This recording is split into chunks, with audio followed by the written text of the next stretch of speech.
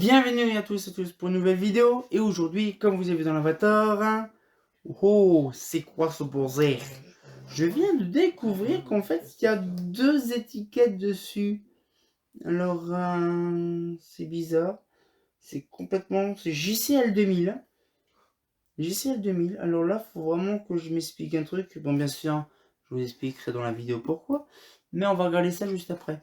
Aujourd'hui, nous allons voir ce petit luminaire complètement chelou et farfelu, bien sûr. Carantini, bien sûr. Carantini Iberia, Carantini truc machin, qui est repris avec JCL. Ça, je ferai peut-être une vidéo aussi là-dessus, ça sera intéressant.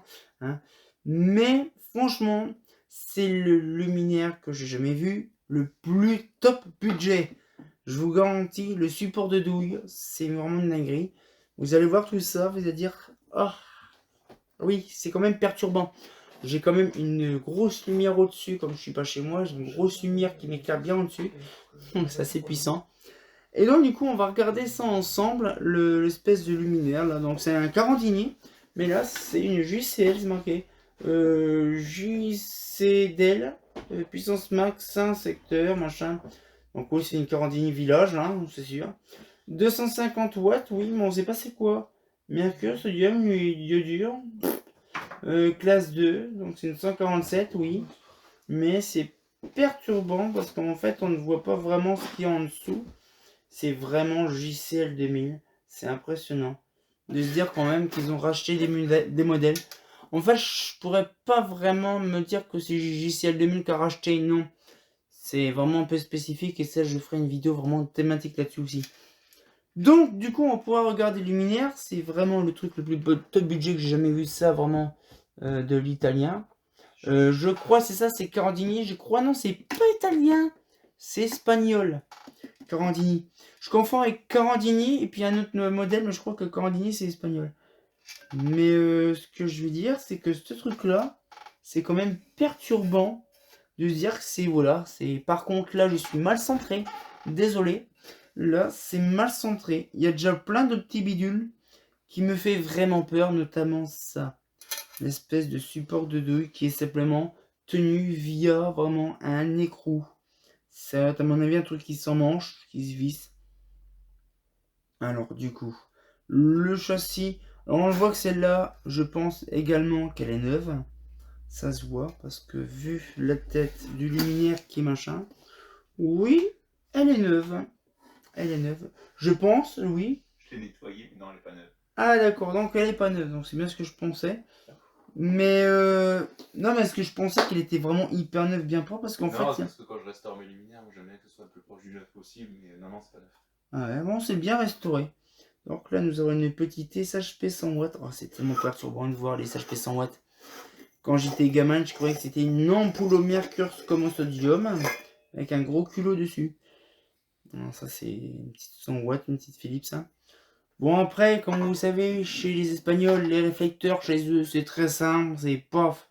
On emboutit vraiment pour donner style d'avoir un plat barbe sans nom, sans raison, qui fait pas grand chose. Mais franchement, c'est le truc le moins cher. Et il faut penser quand même que le réflecteur, il est satiné, machin, traditionnel de l'Espagne. Le réflecteur vraiment un petit peu moche, vraiment, on dirait que ça a été moulé dans un carton, on dirait même pas de l'aluminium, on dirait un espèce de carton peint en gris, gris chromé, c'est perturbant. C'est un réflecteur qui est vraiment chimique. Mais la peinture par contre, elle est en bon état.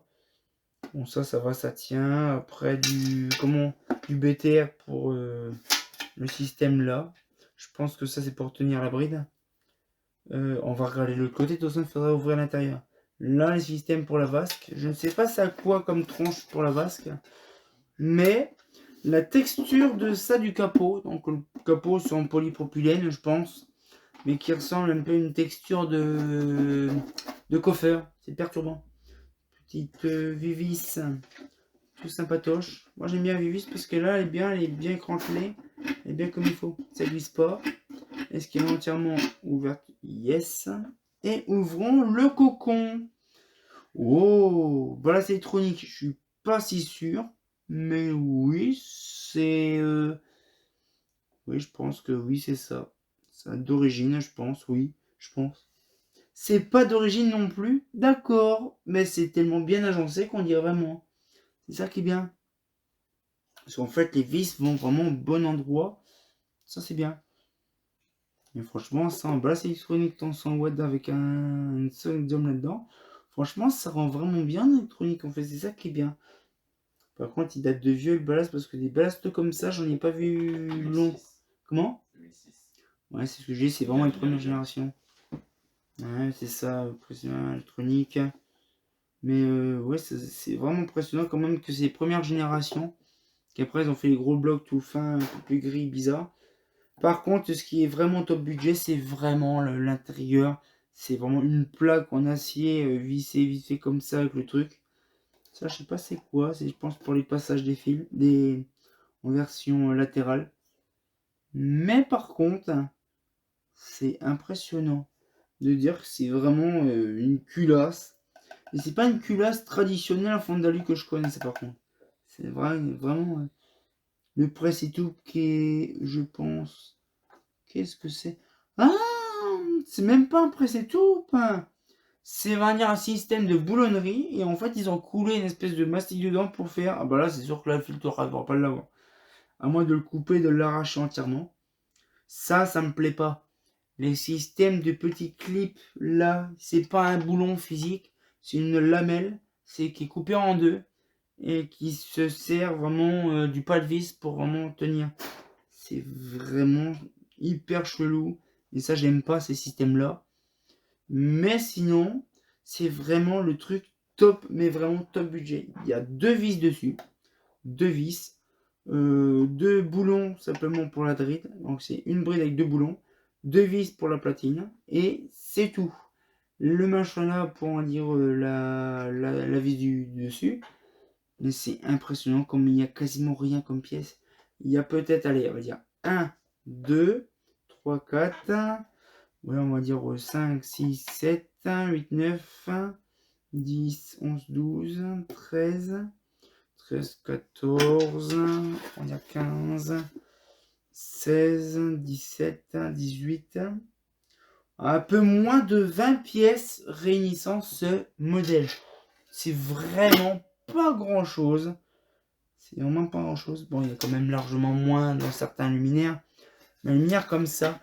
Et je sais pas, ils ont eu tous le délire à avoir la gamelle intégrale. Donc vraiment la gamelle intégrale. Et après, la suite vraiment, on va dire, je crois que la vis. Oh, la gamelle intégrale avec le dessus et le dessous, comme ça. C'est vraiment, on le voit, c'est vraiment le délire.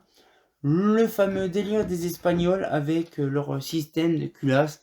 Comme la CMR. CMR Indalux, hein, bien sûr, qui est également espagnol.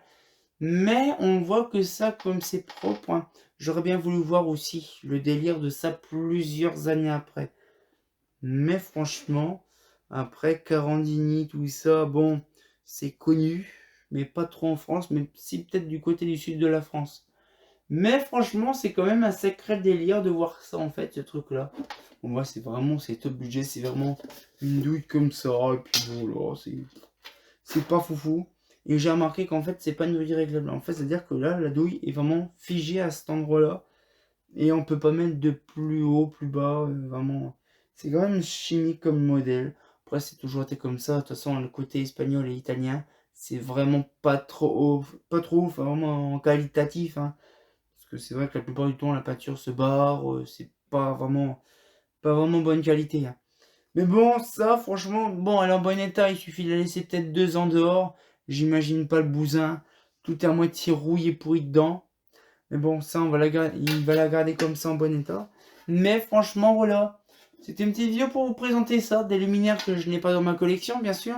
Mais, bon, c'est pas foufou, hein, c'est voilà. Il y a deux trucs que j'aime bien, c'est les petits boulons au-dessus. Vraiment, la petite vis qui est bien, on va dire, avec des crans.